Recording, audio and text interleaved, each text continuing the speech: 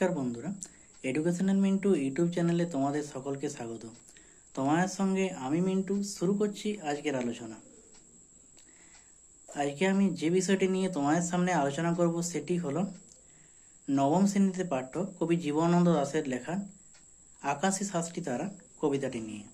কবিতার ভিতরে আমি যাব, কিন্তু তার আগে কবি জীবনানন্দ দাশ সম্পর্কে কয়েকটি কথা তোমাদের একটু বলতে চাই। কবি জীবনানন্দ দাশ 1899 খ্রিস্টাব্দে বর্তমান বাংলাদেশের বরিশালে জন্মগ্রহণ করেন। কবির মা কুসুম কুমারী দেবী নিয়মিত সাহিত্য চর্চা করতেন। তোমরা হয়তো এই কবিতাটা অতি অবশ্যই শুনে থাকবে, আমাদের দেশে হবে সেই ছেলে কবে, যে কথায় না বড় হয়ে কাজে বড় হবে। এই কবিতাটি কবি জীবনানন্দ দাশের মা কুসুম কুমারী দেবীর লেখা। কবির পৈতৃক উপাধি ছিল দাশগুপ্ত। কবির পিতামহ গুপ্ত শব্দটি বর্জন করেন, তাই তখন থেকে জীবনানন্দ দাশের পদবী হয় জীবনানন্দ দাশ। গুপ্ত পদটি বর্জিত হয়। কবি জীবনানন্দ বরাবরই খুব মেধাবী ছাত্র ছিলেন।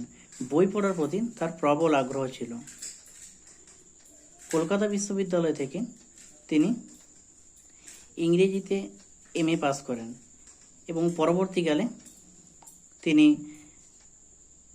একটি কলেজে অধ্যাপকের পদে নিযুক্ত হন। তবে কলেজে অধ্যাপকের কাজের পাশাপাশি তিনি সাহিত্য রচনাতেও মনোনিবেশ করেন। তার লেখা প্রথম কবিতা হলো বর্ষ আবাহন। জীবনানন্দ দাশের লেখা বিখ্যাত কাব্যগ্রন্থগুলি হল ঝোড়া পালক, ধূসর পাণ্ডুলিপি, বনলতা সেন, বেলা অবেলা কালবেলা, রূপসী বাংলা প্রভৃতি। কাব্যগ্রন্থ ছাড়াও তিনি বেশ কিছু উপন্যাস রচনা করেছেন, যেমন সুতীর্থ, মাল্যবান, জলপাইহাটি, এবং তার লেখা একমাত্র প্রবন্ধ গ্রন্থ হল কবিতার কথা। 1954 খ্রিস্টাব্দের 22শে অক্টোবর এক চলন্ত ট্রামের ধাক্কায় কলকাতায় এই মহান সাহিত্যিকের মৃত্যু হয়। জীবনানন্দ জীবিত অবস্থায় কোনো সম্মান বা সমাদর পাননি, তবু লিখে গিয়েছেন, সমৃদ্ধ করেছেন বাংলা সাহিত্যকে।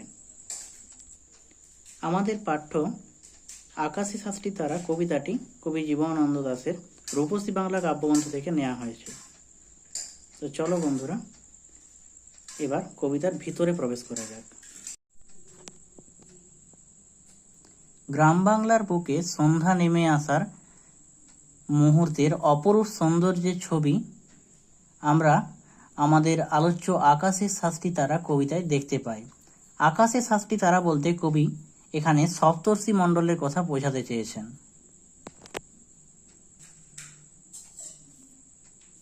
আকাশে সাতটি তারা যখন উঠেছে ফুটে, আমি এই ঘাসে বসে থাকি। আকাশে যখন সাতটি তারা ফুটে ওঠে, তখন কবি ঘাসের ওপর বসে আকাশের দিকে তাকিয়ে সেই মনোমুগ্ধকর দৃশ্য দেখতে থাকেন। কামরাঙা লাল মেঘ যেন মৃত মণিয়ার মতো গঙ্গাসাগরের ঢেউয়ে ডুবে গেছে।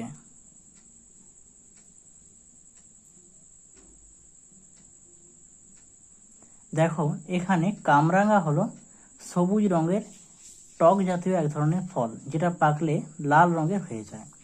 কামরাঙা লাল মেঘ অর্থাৎ কামরাঙার মতো লাল মেঘ। আর মণিয়া হলো বাংলাদেশের একটি ছোট আকৃতির পাখি। এই পাখি খুব চঞ্চল প্রকৃতির, অর্থাৎ এরা একটা জায়গায় স্থির হয়ে বসে থাকতে পারে না। এরা একটা গাছ থেকে আরেকটা গাছে সবসময় উড়ে বেড়ায়। তুমি যদি কখনো সূর্যাস্তের সময় নদী বা পুকুরের সামনে গিয়ে দাঁড়াও, তাহলে দেখবে সূর্য যখন অস্ত যায়, তখন সে অস্তমিত সূর্যের লাল রঙের আভাটা যখন পুকুরের জলের ওপর পড়ে,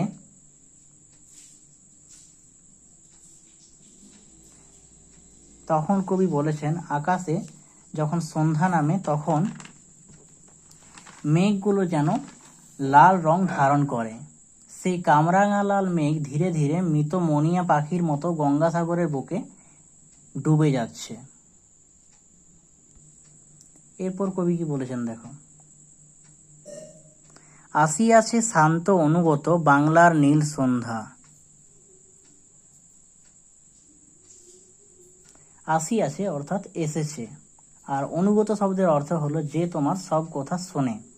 কবি এখানে বাংলার সন্ধ্যাকে শান্ত বলেছেন, কারণ গ্রাম বাংলায় যখন সন্ধ্যা নেমে আসে তখন সেখানে শহরের মতো কোলাহল, যানবাহনের আওয়াজ এসব কিন্তু থাকে না।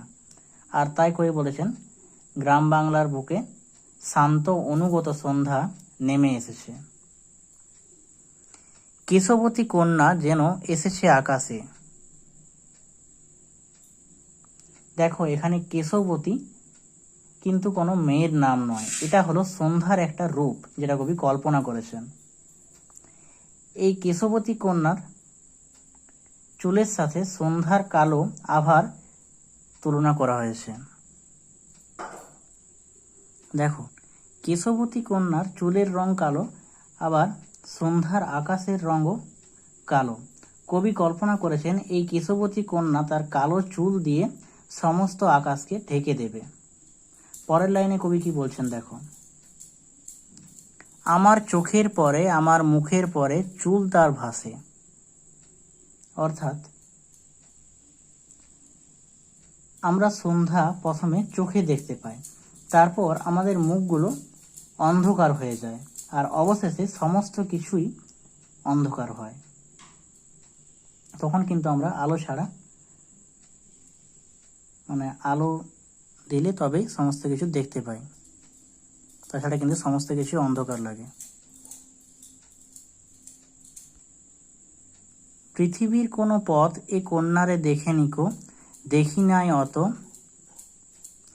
অজস্র চুলের চুমা হিজলে কাঠালে জামে ঝরে অবিরত, জানি নাই এত স্নিগ্ধ গন্ধ ঝরে রূপসীর চুলের বিন্যাসে। কবি বলছেন বাংলার এই যে সন্ধ্যা নেমে আসার অপরূপ রূপের মুহূর্ত, সেটা কবির মতো করে আর কিন্তু কেউ এর আগে দেখেননি। কেশবতী কন্যার অজস্র চুলের চুমা যখন হিজল কাঁঠাল জাম গাছের উপর পড়েছে, তখন অন্ধকার আরো ঘনীভূত হয়েছে। আমরা জীবনানন্দ দাশের বিভিন্ন কবিতাতে কিন্তু এই হিজল কাঁঠাল জামের প্রসঙ্গ পেয়েছি, এই কবিতাতেও আমরা সেই প্রসঙ্গ কিন্তু পাচ্ছি। এখানে চুমা শব্দটি হলো রোমান্টিকতার প্রতীক, ভালোবাসার প্রতীক। সন্ধ্যা নেমে আসার পর মাটির এক ধরনের সোঁদা গন্ধ কবি এখানে উপলব্ধি করেছেন। এই ছিল কবিতার প্রথম স্তবকের বর্ণনা। এরপর দ্বিতীয় স্তবকের বর্ণনায় আসি। পৃথিবীর কোনো পথে নরম ঘানের গন্ধ, কলমির ঘ্রাণ, হাঁসের পালক, সর, পুকুরের জল, চাঁদা সরপুটিদের মৃদু ঘ্রাণ, কিশোরীর চাল ধোয়া ভিজে হাত, শীত হাতখান, কিশোরের পায়ে দলা মুথা হাঁস। কবি বলছেন যে পৃথিবীর অন্য কোনো প্রান্তে গেলে এই নরম ধানের গন্ধ, কলমি যা এক ধরনের শাক বিশেষ তার গন্ধ, হাঁসের পালক, সর অর্থাৎ নলখাগড়া গাছ, পুকুরের জল, চাঁদ সরপুটি এক ধরনের ছোট মাছ, পুঁটি মাছ টাইপের, কিশোরী চাল ধোয়া ভিজে হাত অর্থাৎ একটা বাচ্চা মেয়ের চাল ধোয়া ভিজে হাতের গন্ধ, কিশোরের পায়ে দোলা মুথা ঘাস অর্থাৎ একটা ছেলে যে কিনা ঘাসের উপর পা মারিয়ে চলে গেল। এই ধরনের দৃশ্য কিন্তু বাংলাদেশ বাদ দিলে অন্য কোনো দেশে গেলে কিন্তু পাওয়া যায় না, এটা জীবনানন্দের মত। এরপর কি বলছেন দেখো, লাল লাল বটের ফলের ব্যথিত গন্ধের ক্লান্ত নীরবতা, এরই মাঝে বাংলার প্রাণ।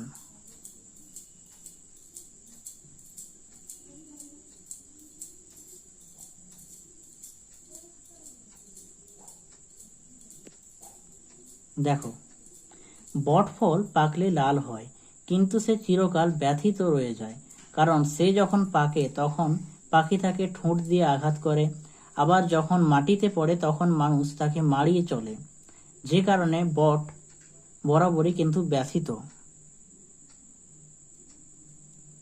তাহলে এই যে চিত্র, ধান ক্ষেতের চিত্র, কলমি, হাঁসের পালক, নলখাগড়া গাছ, পুকুরের জল, চাঁদ সরপুঁটি মাছ, মুছা ঘাস, লাল বটফল, এই সব কিছুর মধ্যেই কিন্তু লুকিয়ে আছে বাংলার প্রাণ। সেটাই কবি বারবার আমাদেরকে বোঝাতে চেয়েছেন।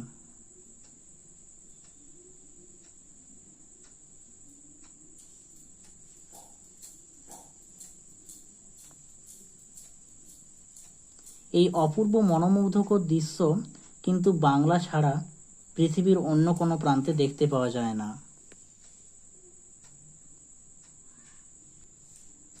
আকাশে 7টি তারা যখন উঠেছে ফুটে, আমি পাই টের।